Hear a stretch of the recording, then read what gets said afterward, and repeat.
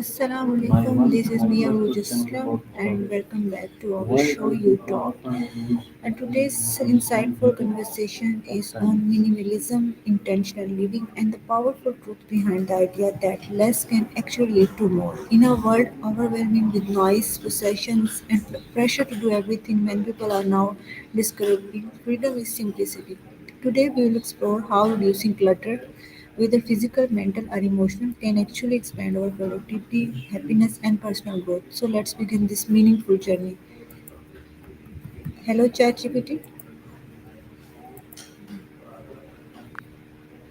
Hello, ChatGPT. To begin, how do you define the idea less can lead to more? That's a great starting point. In of less can lead to more often revolves around the concept of minimalism or focusing on what truly matters. It means that by simplifying or reducing unnecessary elements, you can actually create more value, more efficiency, and more meaningful outcomes. It's all about quality over quantity. What inspired you to explore simplicity and minimalism in your life? For a lot of people, it can be inspired by feeling overwhelmed by clutter or the constant chase for more. Sometimes it comes from a desire to focus on what truly brings joy and fulfillment. For me personally, it's often about finding clarity and peace of mind, and it really helps in making intentional choices in life. ChatGPT, why do you think our modern lifestyle pushes us toward more even when it doesn't make us happier? Yeah, that's such an interesting question. Often our modern lifestyle is shaped by constant advertising, social media, and societal expectations, which all promote the idea that having more stuff or more experiences will lead to happiness. But in reality, it often leads to stress, comparison, and a never ending cycle of wanting more. Embracing simplicity can help break that cycle and focus on what genuinely brings joy. Okay, my next question is how can decluttering physical spaces impact mental clarity? Absolutely. Decluttering physical spaces can have a profound impact on mental clarity. When your environment is tidy and organized, it reduces distractions and helps your mind feel more at ease. It can also promote a sense of control and calm, making it easier to focus and be productive. Plus, it often leads to a more peaceful and uplifting atmosphere, which can benefit overall mental well being. Okay, what are the biggest myths people believe about minimalism? One common misconception is that minimalism means you have to get rid of or live with just a few possessions, which isn't necessarily true. Minimalism is really about intentionally choosing what adds value to your life and letting go of what doesn't. Another myth is that minimalism is only about aesthetics or that it's a restrictive, joyless lifestyle, whereas in reality, it's more about creating freedom and space for what truly matters to you. Okay, do you think simplicity is about sacrifice or empowerment and why?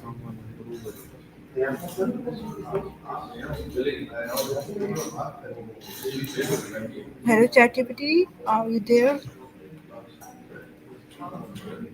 Absolutely, I'm here. And that's a great question. I definitely see simplicity more as empowerment rather than sacrifice. By simplifying, you actually gain more control over your life, freeing up time, energy, and resources for what truly matters. It's more about making intentional choices and creating space for what brings joy and fulfillment rather than giving things up. Okay, how can someone identify the areas of their life that need less? That's a great question. One way is to start by reflecting on what feels overwhelming or draining. You can look for areas where there's clutter, whether physical, digital, or even in your schedule, and then evaluate if those things truly add value or joy. It can also help to notice patterns of stress or dissatisfaction and then gradually let go of what's not serving you. Over time, it becomes clear where less really is more. Okay, what are some signs that a person is overwhelmed by excess? There are quite a few signs. Some common ones include feeling constantly stressed or anxious, having trouble focusing or making decisions, experiencing physical clutter in your environment, and even feeling a sense of fatigue or burnout. Additionally, you might notice that you're spending a lot of time managing or organizing things rather than enjoying them. All of these can be subtle clues that it might be time to simplify. Okay. Many people fear letting go. How can they overcome that fear? Yeah, that's definitely a common challenge. One approach is to start small and take incremental steps, like letting go of just a few items at a time. It can also help to focus on the positive benefits, like the freedom and clarity that come with less clutter. Another key is to reflect on the reasons behind your attachments and remind yourself of the purpose of simplifying. Support from others, like a friend or a community, can also make the process easier and more encouraging. How does reducing commitments lead to a better work life balance? Reducing commitments can really help by allowing you to focus your energy on the most important tasks and relationships rather than spreading yourself too thin.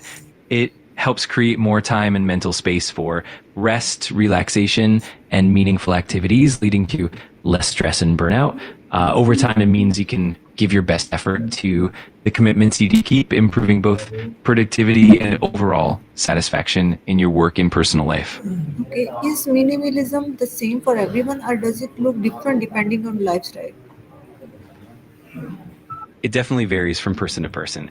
Minimalism is very much a personal journey, and it can look quite different depending on your lifestyle, values, and needs. For some, it might mean having fewer physical possessions, while for others, it could be more about simplifying schedules or digital spaces. The key is finding what works best for you and what brings you peace and fulfillment.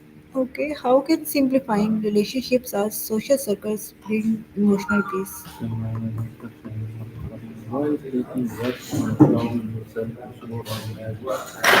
ChatGPT.